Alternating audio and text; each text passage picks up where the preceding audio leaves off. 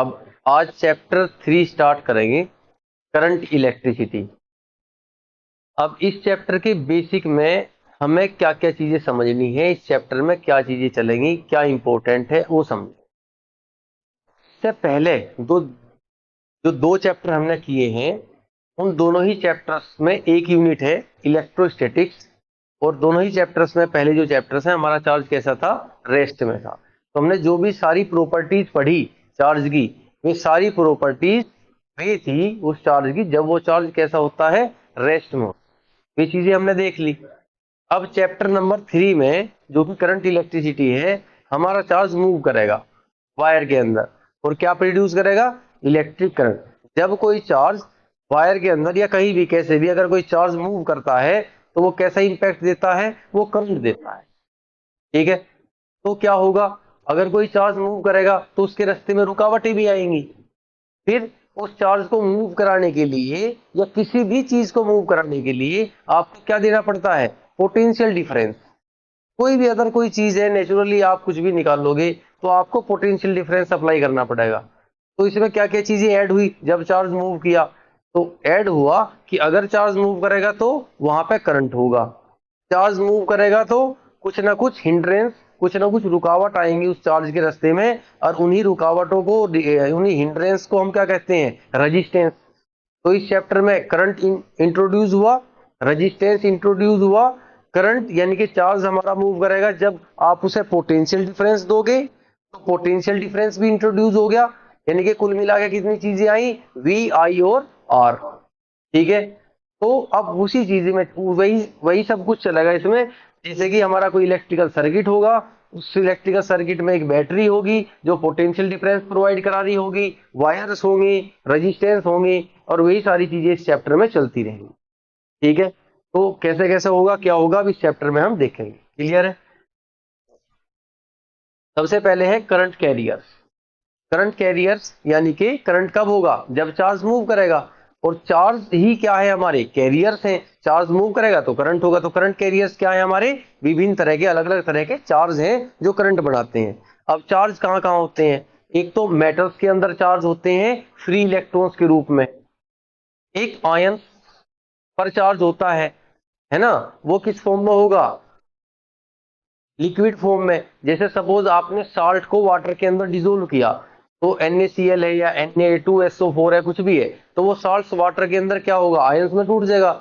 और अगर आप किसी तरीके से वहां पे उन आयंस को मूव कराओ तो उस सॉल्यूशन के अंदर वो क्या देगा, करंट देगा। ये सारी चीजें सॉल्यूशन के अंदर आयंस की वजह से जो करंट होता है, वो electrochemical battery, electrochemical cell, galvanic cell, ये सारी चीजें आप कहाँ पढ़ते हो, केमिस्ट्री में। तो आपने केमिस्ट्री में पढ़ी होंगी या आप पढ़ोगे। ठीक है, यहाँ पे हमें क्या पढ़ना है, तो दो तरीके से चार्ज कैरियर्स हो गए। एक तो हमारी कंडीशन कहाँ पे होगी, लिक्विड फॉर्म में, आयंस की फॉर्म में हो गए लिक्विड के अंदर। एक मेटल्स या कंडक्टर्स के अंदर हो गए फ्री इलेक्ट्रॉन्स की फॉर्म में।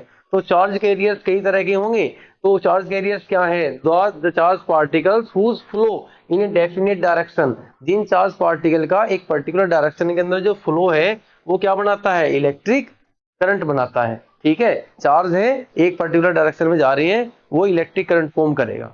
उन्हें क्या कहेंगे, चार्ज कैरियर्स। कैसे होते हैं चार्ज कैरियर्स में भी, सॉलिड सॉलिड हो सकते हैं, जैसे कि free charge in conductor. Free charge यानी कि free electrons in a conductor. ठीक है, कंडक्टर कैसे, कॉपर है, एल्यूमिनियम है। तो इन वायर्स के अंदर पर्टिकुलरली जो इलेक्ट्रॉन्स होंगे उनकी बात कर रहे हैं, तो वे फ्री चार्ज जो है कंडक्टर ऐसे सॉलिड फॉर्म हो सकते हैं, या फिर वे फ्री आयंस की फॉर्म हो सकते हैं किसके अंदर, लिक्विड के अंदर। जैसे कि Cu+2 Na+Cl- किसी लिक्विड के अंदर, यानी कि वाटर के अंदर आपने साल्ट डिसोल्व किया तो वो क्या देगा, आयंस देगा।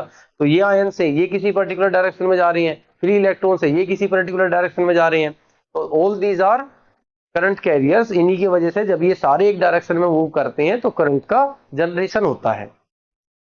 अब ठीक है ना, जैसे ये बैटरी है, तो बैटरी क्या दे रही है, बैटरी ने सप्लाई क्या किया, बैटरी ने सप्लाई किया पोटेंशियल डिफरेंस। ठीक है, पोटेंशियल डिफरेंस की वजह से क्या हुआ कि इसके अंदर जो इलेक्ट्रॉन्स थे उन्होंने मूव किया। अब इलेक्ट्रॉन्स मूव कर रही है सर्किट के अंदर, और बीच में क्या आया, एक बल्ब रख दिया हमने।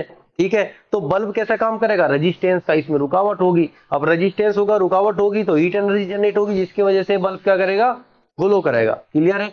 तो बस यही इलेक्ट्रिकल सर्किट है और इसी वजह से करंट होता है, बैटरी की वजह से। ये रेजिस्टेंस का काम करेगा, ये पोटेंशियल डिफरेंस का, और वायर के अंदर क्या होगा, वायर के अंदर करंट होगा। नेक्स्ट, अब आते हैं EMF of a cell. 10th class में आपने पढ़ा होगा कि किसी भी सर्किट को हम फॉर्म करते हैं तो कोई ना कोई सेल या बैटरी जरूर लगाते हैं। सेल या बैटरी का जो वोल्टेज होता है वही वोल्टेज उस सर्किट के अंदर जो रेजिस्टेंस वगैरह हम जोड़ते हैं उनका भी वोल्टेज वही होता है। ये चीजें तो पढ़ी है। हाँ, अब 12th क्लास में थोड़ा सा चेंज है। अब जो होगा वो ऐसा होगा कि बैटरी के अंदर भी एक रेजिस्टेंस होता है। बैटरी के या सेल के अंदर भी क्या होगा, एक छोटा सा रेजिस्टेंस होगा जिसको कहते हैं इंटरनल रेजिस्टेंस। अब वो इंटरनल रेजिस्टेंस 10th क्लास में जब हम इलेक्ट्रिसिटी पढ़ते थे तो हम उसको नेग्लिजिबल मानते थे, की वैल्यू को क्या मानते थे, जीरो। लेकिन एक्चुअली में उसकी वैल्यू जीरो नहीं होती, उसकी एक पर्टिकुलर वैल्यू होती है। तो 12th क्लास में हम देखेंगे कि एक्चुअली में सही में सेल या बैटरी के अंदर का रेजिस्टेंस की वजह से भी थोड़ा सा पोटेंशियल डिफरेंस उसके अंदर भी होता है। और तब अब देखो हमारे पास क्या है, एक बैटरी है, इस बैटरी का एक टर्मिनल है प्लस, एक टर्मिनल है माइनस। अब इसके अंदर भी एक रेजिस्टेंस है, इसको हम क्या बोलते हैं, इंटरनल रेजिस्टेंस आर। ये क्या है इसका, इंटरनल रेजिस्टेंस। ठीक है, अब हमने इसमें एक रेजिस्टेंस लगाया आर वैल्यू का, इस बैटरी में से करंट फ्लो हुआ आई, तो इस रेजिस्टेंस का जो वोल्टेज होगा वो कितना होगा, आई आर। 10th क्लास में हम ये बोलते थे कि जो बैटरी का वोल्टेज है ना वो भी कितना है, वी है, और इस आई आर के बराबर है। लेकिन क्या इस करंट की वजह से वोल्टेज ड्रॉप केवल यही हुआ, नहीं, एक जगह और हुआ, बैटरी के अंदर। यहां भी तो एक रेजिस्टेंस है स्मॉल आर। अब इस रेजिस्टेंस में भी तो करंट गया होगा, जैसे बैटरी के बाहर करंट होता है प्लस से माइनस, तो बैटरी के अंदर करंट कैसा होता है, माइनस से प्लस, पूरा क्लोज सर्किट होता है करंट का। तो अब इसके अंदर जो वोल्टेज है, इसके अंदर जो वोल्टेज है वो कितना होगा, आई स्मॉल आर। ये जो आई स्मॉल आर है और ये जो वोल्टेज है, इन दोनों को मिला दें तब इस बैटरी का मैक्सिमम वोल्टेज होगा, ये बैटरी सप्लाई कर रही हो। तो इस बैटरी का जो मैक्सिमम वोल्टेज है उसको ईएमएफ बोलते हैं। एक्चुअली में मैं कहूं कि बैटरी का वोल्टेज क्या है, तो बैटरी का वोल्टेज है E, that is the EMF of that battery और सेल। लेकिन अब वो जो ई है वो दो पार्ट्स में डिवाइड है, एक तो एक्सटर्नल टर्मिनल वोल्टेज, दो टर्मिनल के बीच में बाहर से जो वोल्टेज गया उसको क्या बोलते हैं, ये भी क्या है, टर्मिनल टर्मिनल वोल्टेज। और एक वोल्टेज है जो इसके अंदर ही ड्रॉप हो गया, आई स्मॉल आर, इस वोल्टेज को क्या कहेंगे, इंटरनल वोल्टेज। और ये जो टर्मिनल वोल्टेज है और इंटरनल वोल्टेज है, इन दोनों को अगर मैं ऐड करूं तो वो इस बैटरी का क्या होगा, ईएमएफ। तो जो बैटरी का ईएमएफ है ये बराबर होता है terminal voltage plus internal voltage I small R. और अब इस ई की वैल्यू को हम क्या बोलते हैं, that is the EMF of cell. पहले क्या था 10th क्लास में, क्या था आप उसी से समझोगे ना, वही बेसिक था आपका। तो अब इंटरनल रेजिस्टेंस की वैल्यू उसमें क्या थी, जीरो, तो ये आई आर तो जीरो हो गया, तो बचा क्या वी, और जितना वी था वही ई था। तो हम कहते थे कि जहां जितना वोल्टेज यहाँ है उतना ही बैटरी का है, लेकिन एक्चुअली में कंडीशन नहीं, ये कहानी नहीं है। कहानी कुछ अलग है, क्या है कि कुछ वोल्टेज इसके अंदर भी ड्रॉप होगा, इसके अंदर जो वोल्टेज ड्रॉप हुआ वो क्या है, इंटरनल वोल्टेज। अब दोनों को ऐड करोगे तो इसके बराबर। अब मैं ये कहूं, ये जो बैटरी है ये कितने वोल्टेज पे काम कर रही है, इसका काम करने का वोल्टेज क्या है, तो जो वोल्टेज अंदर गया उससे थोड़ी काम हो रहा है, काम किससे होगा, जो बाहर है। तो बैटरी जो वोल्टेज सप्लाई करेगी, बैटरी की जो ताकत है वो तो ये है वी। अब इसकी ताकत ई कब होगी, अगर मैं ये कहूं कि इसमें मैं करंट फ्लो नहीं करा रहा, मैंने करंट फ्लो नहीं कराया, तो जो इसके दो टर्मिनल्स हैं, सारा का सारा वोल्टेज, सारी की सारी ताकत इन दोनों टर्मिनल के बीच में ही है, अंदर कुछ गया ही नहीं, सारी ताकत कहाँ है, इंटरनल है। करंट जीरो है, करंट जीरो है तो ये वैल्यू क्या हुई, जीरो। अब मैं कहूंगा कि अब जब उसमें करंट नहीं है, जब बैटरी का यूज नहीं कर रही, तब बैटरी अपनी मैक्सिमम पावर पे है, मैक्सिमम मैक्सिमम पोटेंशियल पे है। अब इसका पोटेंशियल क्या है, ई। अब इसका पोटेंशियल क्या है, ई। तो जब बैटरी का मैक्सिमम पोटेंशियल होता है, जब करंट क्या हो सर्किट के अंदर, जीरो, तब उसको उस पोटेंशियल को क्या बोलते हैं, उसका ईएमएफ। और होता यह है कि जब बैटरी का यूज करेंगे तब वो अपने उस मैक्सिमम पावर का यूज करके वर्क नहीं करती, क्योंकि उसमें से कुछ थोड़ा सा जैसे ही करंट फ्लो होगा वो उसके अंदर ही कुछ वोल्टेज ड्रॉप हो जाएगा, उससे नहीं कर पाती। जिससे कर पाती है वो टर्मिनल वोल्टेज है। ये बात समझ आई? तो अगर मैं ये कोशिश करूं कि इसका जो ये जो वोल्टेज है ये मैक्सिमम हो, तो मुझे क्या करना पड़ेगा कि इंटरनल रेजिस्टेंस को क्या करना पड़ेगा, कम से कम। तो ये वैल्यू अगर कम से कम है तो उससे पता चलेगा कि बैटरी या सेल हमारी क्या है, कितनी ज्यादा इंपॉर्टेंट है, कितनी अच्छी है। ये बात समझ आई सबको?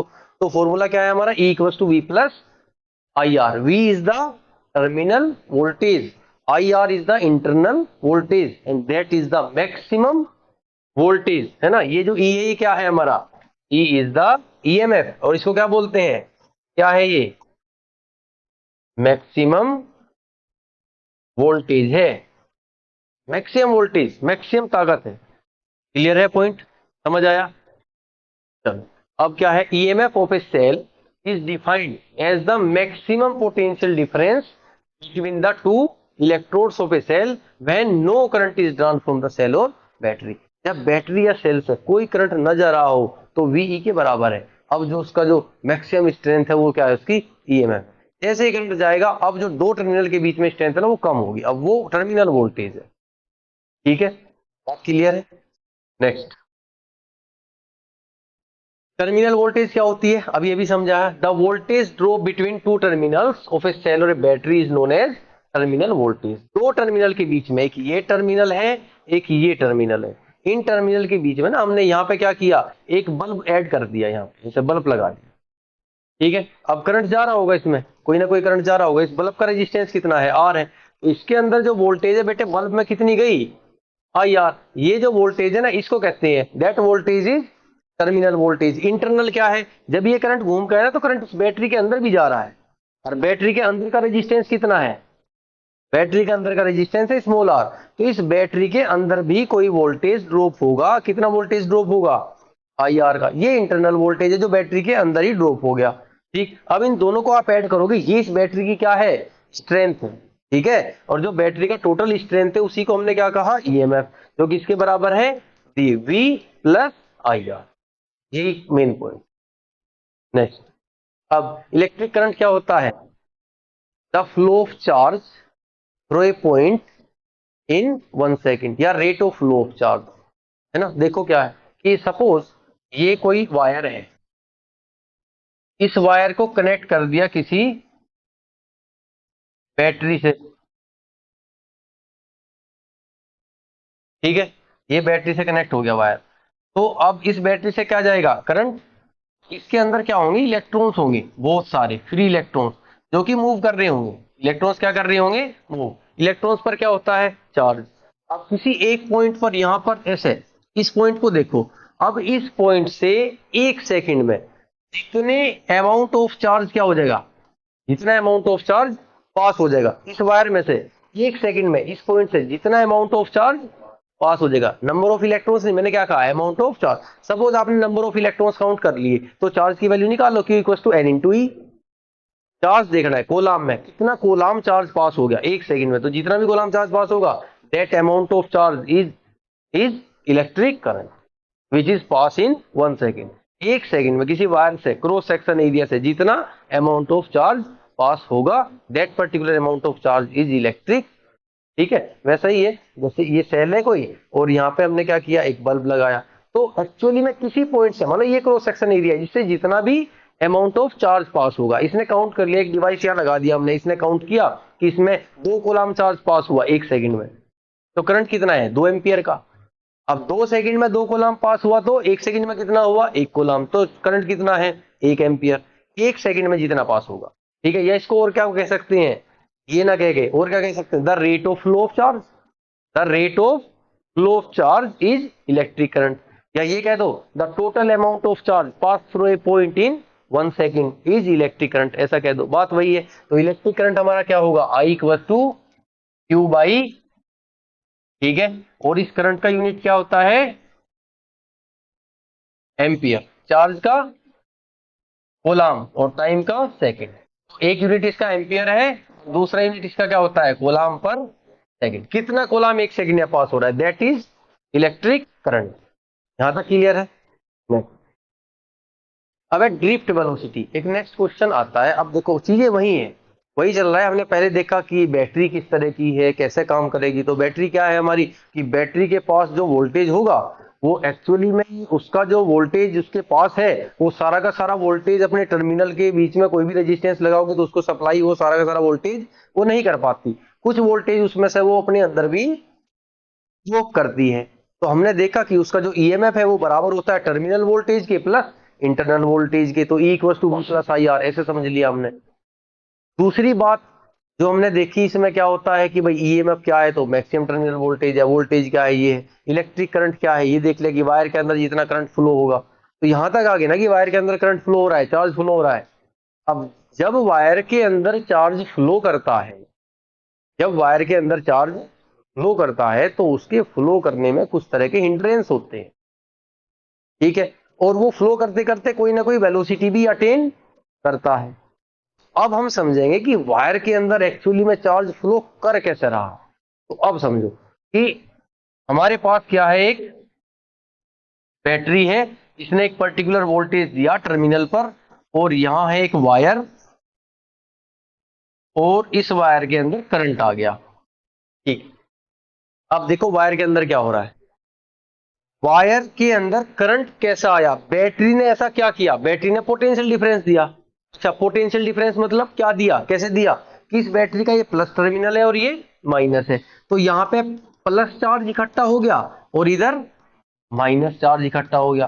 तो माइनस प्लस के चार्ज इकट्ठा होने से क्या हुआ, इससे क्या हो रहा है, तो माइनस और प्लस के चार्ज इकट्ठा होने से एक तरफ माइनस है एक तरफ प्लस है, तो वो पोटेंशियल डिफरेंस दे रहा है। तो उसके इकट्ठा होने से बीच में प्रोड्यूस हुआ इलेक्ट्रिक फील्ड। एक तरफ प्लस एक तरफ माइनस, बीच में क्या होगा, इलेक्ट्रिक फील्ड, प्लस से माइनस की तरफ। तो इनकी वजह से इसमें क्या आया, इलेक्ट्रिक फील्ड आया।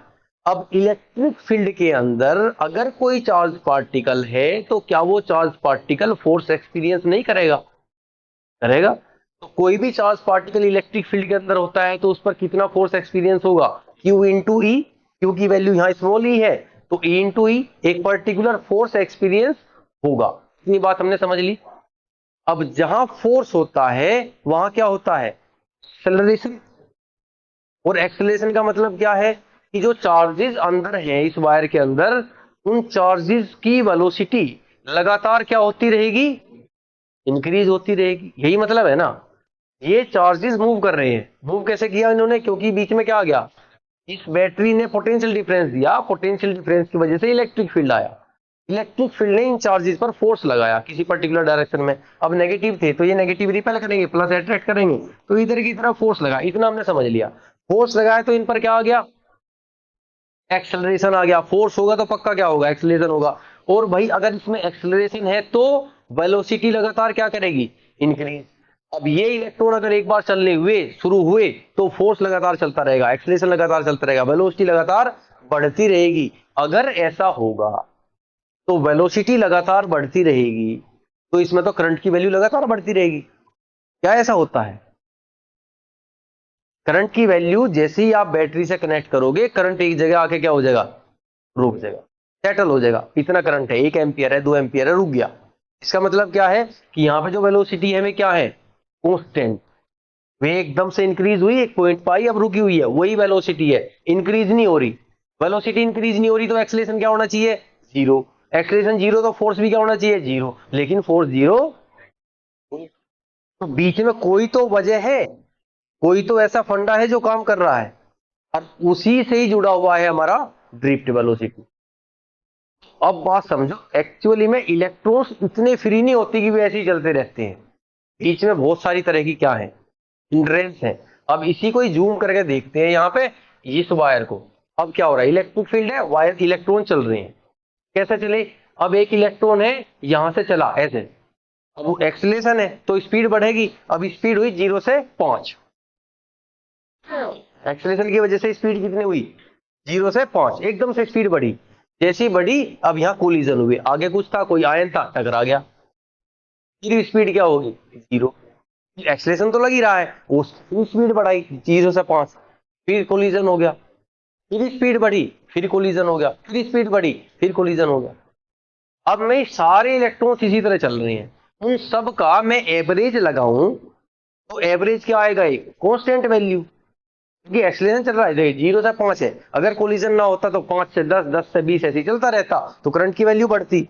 लेकिन हो क्या रहा है, सारे इलेक्ट्रॉन्स ऐसे बढ़े फिर टकराए, फिर बढ़े फिर टकराए, यानी कि कैसे चल रही है, टकरा टकरा के चल रही है, having successive collisions on a regular interval, लगातार टकरा के चल रहे हैं, तो उनका वेलोसिटी इस लेवल पे बढ़ेगा, इन्हीं की करंट को बढ़ा दी, यानी कि इन सब का एवरेज वेलोसिटी जो होगा बैटरी से ज्वाइन करने के बाद, इलेक्ट्रिक फील्ड देने के बाद, वो क्या होगा, एक कांस्टेंट वैल्यू होगा। कैसे आया कांस्टेंट वैल्यू, कि वेलोसिटी एक पॉइंट तक बढ़ी और फिर जीरो होगी, क्यों जीरो हुई, क्योंकि कोलिजन हो गया, एक्सीलरेशन लगातार लग रहा है, एक्सीलरेशन की वैल्यू लगातार लगे, वो जीरो होगी। अब इसको कह सकते हैं कि जो इलेक्ट्रॉन चल रहा है ना, वो घिसट घिसट के चल रहा है, टकरा टकरा के। अब इसको क्या बोलते हैं इंग्लिश में, ड्रिफ्ट कर रहा है। क्या कर रहा है, ड्रिफ्ट, यानी कि इलेक्ट्रॉन का जो वेलोसिटी होगा उस वेलोसिटी को आप क्या कहोगे, कैसी वेलोसिटी है, वो ड्रिफ्ट वेलोसिटी है।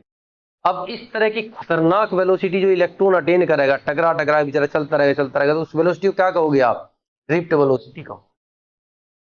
ठीक है, अब क्यों, कौन सी वेलोसिटी है ये, जब हमने उसमें बैटरी या सेल जोड़ दी उसके बाद जो वेलोसिटी आई, फाइनल वेलोसिटी, वो ड्रिफ्ट वेलोसिटी है। ठीक, अब बैटरी या सेल जोड़ने से पहले क्या था, बैटरी या सेल जोड़ने से पहले ये था कि हमारे पास क्या था, एक वायर था, वायर के अंदर क्या थे, इलेक्ट्रॉन्स थे। अब इलेक्ट्रॉन्स के चारों तरफ क्या थे, बड़े बड़े आयंस थे, इनके चारों तरफ क्या थे, आयंस। अब ये जो इलेक्ट्रॉन है ना, ये जो इलेक्ट्रॉन है, ये यहां गया, टकरा गया, फिर यहां से इधर आया, फिर टकरा गया, फिर इधर आया, फिर टकरा गया, फिर यहां गया, ऐसी। तो चारों तरफ भाग रहा है ना, चारों तरफ चल रहा है, लेकिन चल तो रहा है अभी भी, हमेशा चलता रहेगा, है ना, और टकरा टकरा के चारों तरफ चल रहा है, लेकिन कोई पर्टिकुलर डायरेक्शन में फोर्स नहीं लग रहा, इधर गया टकरा गया, फिर इधर आ गया। मैं सारे इलेक्ट्रॉन्स के सारे इनिशियल वेलोसिटी का एवरेज लूं तो क्या आएगा, जीरो। कोई इलेक्ट्रॉन किसी टाइम पे इधर जा रहा था, कोई इलेक्ट्रॉन किसी टाइम पे इधर आ रहा था, कोई किधर जा रहा था, तो ये सब क्या था, ठीक है।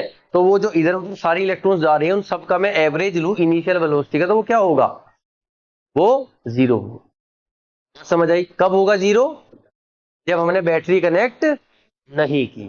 तो इसका मतलब है बैटरी के कनेक्शन से पहले सभी इलेक्ट्रॉन्स का जो इनिशियल वेलोसिटी है, उनका जो एवरेज है वो क्या होगा, वो जीरो होगा। हाँ, बैटरी के जोड़ने के बाद अब इलेक्ट्रॉन इधर गया, टकराया, तो वो वापस इधर नहीं आया, फोर्स इस डायरेक्शन में लग रहा है तो इधर चलता रहा, यहाँ टकरा गया, ठीक है, ऐसे गया, फिर ऐसे गया, तो यूं जिगजैग पाथ में तो गया, लेकिन गया इसी डायरेक्शन में।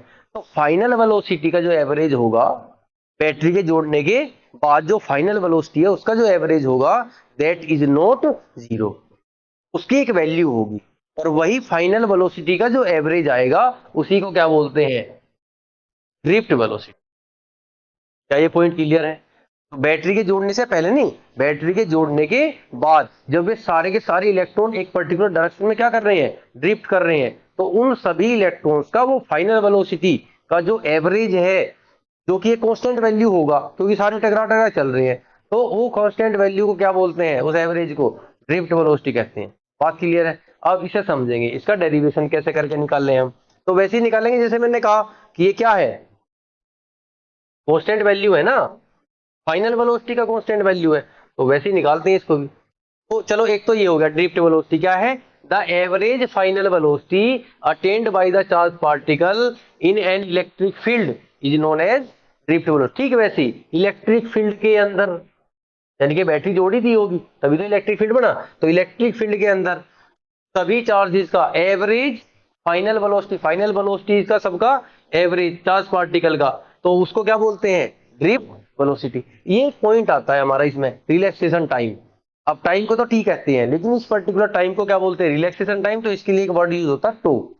ठीक है, इसको रिलैक्सेशन टाइम, इसके अंदर जो टाइम है उसे क्या बोलते हैं बेटे, टो बोलते हैं। ठीक, तो ये जो रिलैक्सेशन टाइम है क्या है, अब इलेक्ट्रॉन है, अब यहां गया, टकराया, फिर टकराया, फिर टकराया, अब भाई वो रिलैक्स कब है, जब वो नहीं टकराया, और कब नहीं टकराया, दो कोलिजन्स के बीच में। तो दो कोलिजन्स के बीच में, किन्हीं भी दो कोलिजन्स के बीच में जो एक टाइम है, तो उसी टाइम को क्या कहेंगे, उसका रिलैक्सेशन टाइम तो होगा। तो सारे इलेक्ट्रॉन्स हैं, अब सबका रिलैक्सेशन टाइम सेम थोड़ी ना होगा, किसी का कुछ होगा किसी का कुछ, तो इन सबका एक एवरेज रिलैक्सेशन टाइम भी होगा, उसको क्या बोल देंगे, टू एवरेज। बात क्लियर है? बाकी वही है, दो कोलिजन्स के बीच का जो टाइम है जब वो रिलैक्स है तो उसको बोलते हैं रिलैक्सेशन टाइम। अब इसका डेरिवेशन करते हैं हम ड्रिफ्ट वेलोसिटी का। तो जैसे मैंने कहा कि ड्रिफ्ट वेलोसिटी जो होती है वो क्या होती है, एवरेज फाइनल स्पीड। पहले इलेक्ट्रॉन की जो वेलोसिटी है उसको क्या मान लिया, v1, ठीक है। दूसरे इलेक्ट्रॉन की वेलोसिटी, फाइनल वेलोसिटी, बहुत सारे इलेक्ट्रॉन है ना, तो v2। तो उसके अंदर n नंबर ऑफ इलेक्ट्रॉन्स हैं, तो मैं यहां कहता हूं vn, और डिवाइड में क्या करूं, n। तो ये जो है that final velocity of all the electrons, average final velocity is drift velocity, ठीक है, ये फाइनल है, फाइनल वेलोसिटी है। अब v का वैल्यू क्या होगा, v का फॉर्मूला क्या होता है फर्स्ट इक्वेशन में, v equals to u plus at। तो मैं इसको लिख दूं, इसमें वैल्यू लगाऊं, फॉर फर्स्ट इक्वेशन लगाऊं मोशन की, तो v1 क्या होगा तुम्हारा, u1 प्लस a21। इस पॉइंट में भी समझो, v1 है ये पहले इलेक्ट्रॉन का फाइनल वेलोसिटी, तो इस पहले इलेक्ट्रॉन का इनिशियल वेलोसिटी क्या होगा, ऑब्वियसली u1 होगा। अच्छा, मैंने यहाँ पे a1 क्यों नहीं लगाया, क्योंकि इलेक्ट्रिक फील्ड तो सबके लिए एक जैसा है, चार्ज पार्टिकल चार्ज भी सब वही है, तो सबको फोर्स भी क्या एक्सपीरियंस करेंगे, सारे के सारे इक्वल। अब सबका इक्वल फोर्स होगा तो एक्सीलरेशन भी सबका क्या होगा, इक्वल। तो सबका एक्सीलरेशन सेम है, लेकिन रिलैक्सेशन टाइम भी क्या होगा, अलग अलग, और किसी का कितना किसी का कितना। तो इसीलिए वैल्यू क्या लिखी, u1 plus a21 plus v2 की वैल्यू क्या लिखेंगे, u2 प्लस a22। और इसी तरीके से vn की वैल्यू, तो v2 की वैल्यू क्या होगी, u2 प्लस a22। और इसी तरह vn की वैल्यू un प्लस a2n, और डिवाइड बाई n।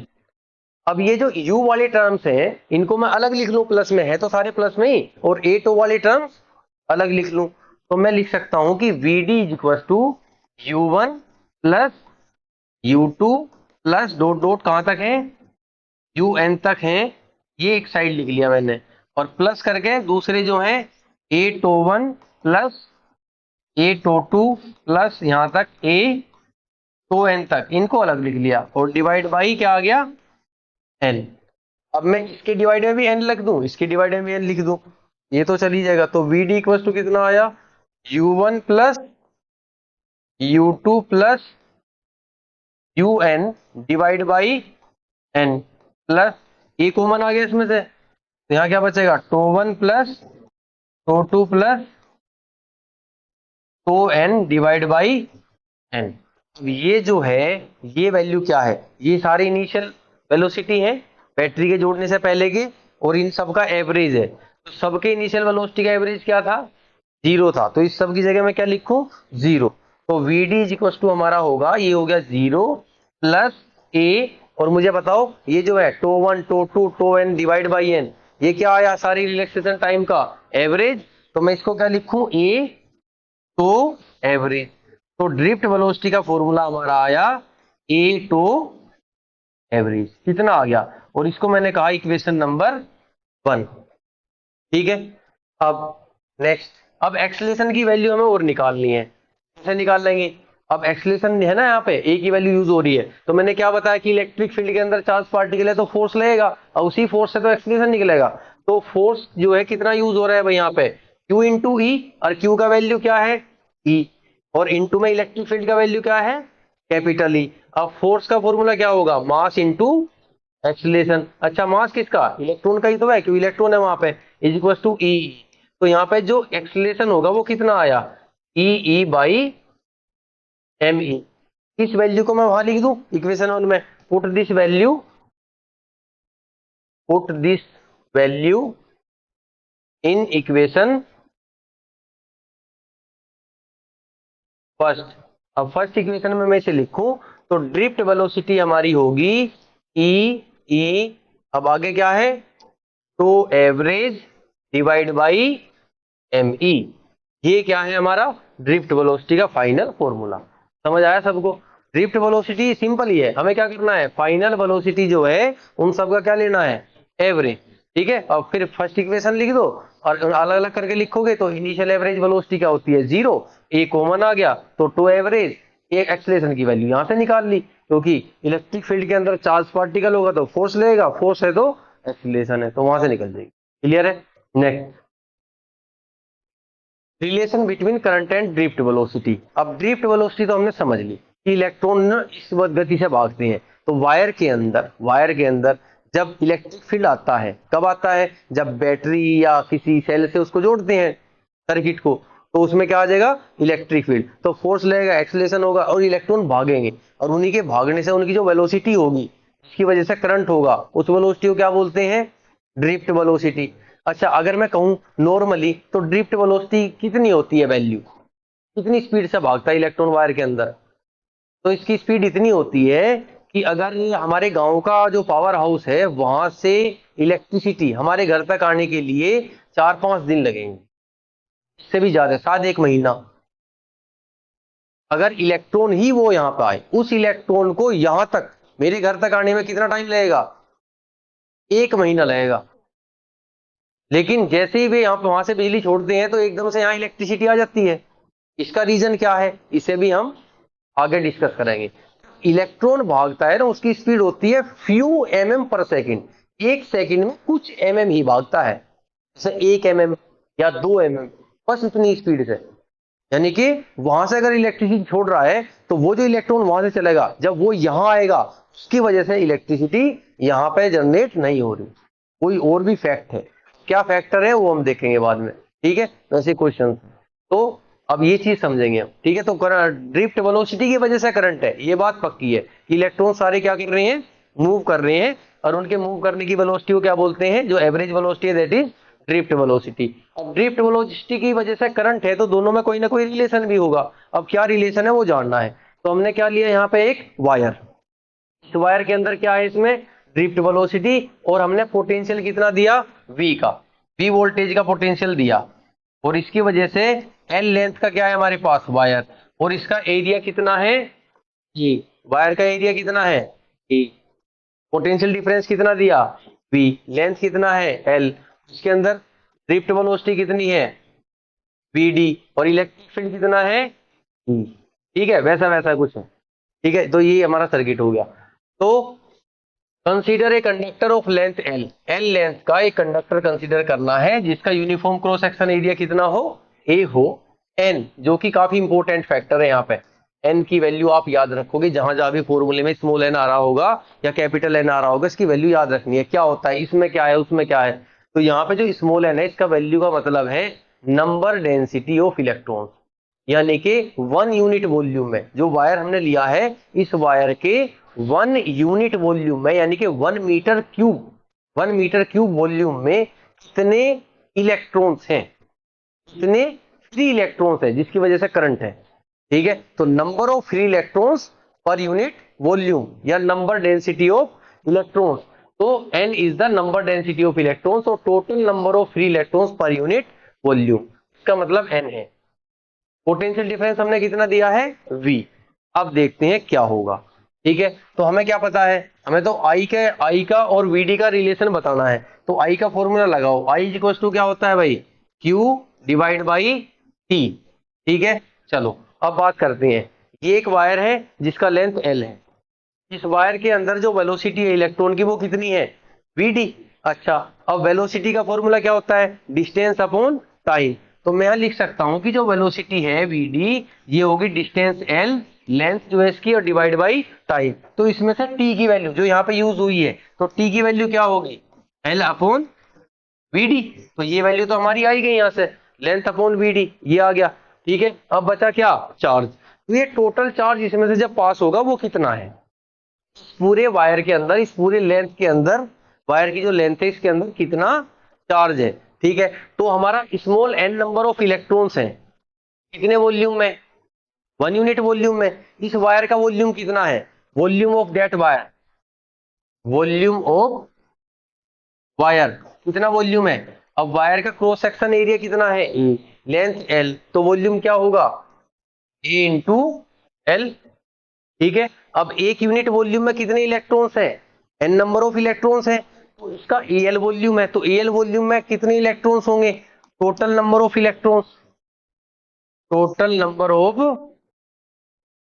इलेक्ट्रॉन्स कितने हैं बताओ जरा, ए एल एन, एक यूनिट वॉल्यूम में कितने हैं एन, ए एल इसका वॉल्यूम है, तो ए एल वॉल्यूम में कितने होंगे ए एल एन। अब इतने सारे इलेक्ट्रॉन्स है इस वायर के अंदर, ठीक है, तो हर इलेक्ट्रॉन पर चार्ज कितना है ई का, तो टोटल चार्ज क्या आया, जो टोटल चार्ज है वो कितना होगा ए एल एन ई, एक इलेक्ट्रॉन पे ई का चार्ज है, इतने सारे इलेक्ट्रॉन्स है, इन पर टोटल चार्ज कितना होगा ए एल एन ई, तो ये हमारा क्या आ गया टोटल चार्ज। ये वैल्यू इसमें पुट करेंगे इक्वेशन 1 में, put the value in equation,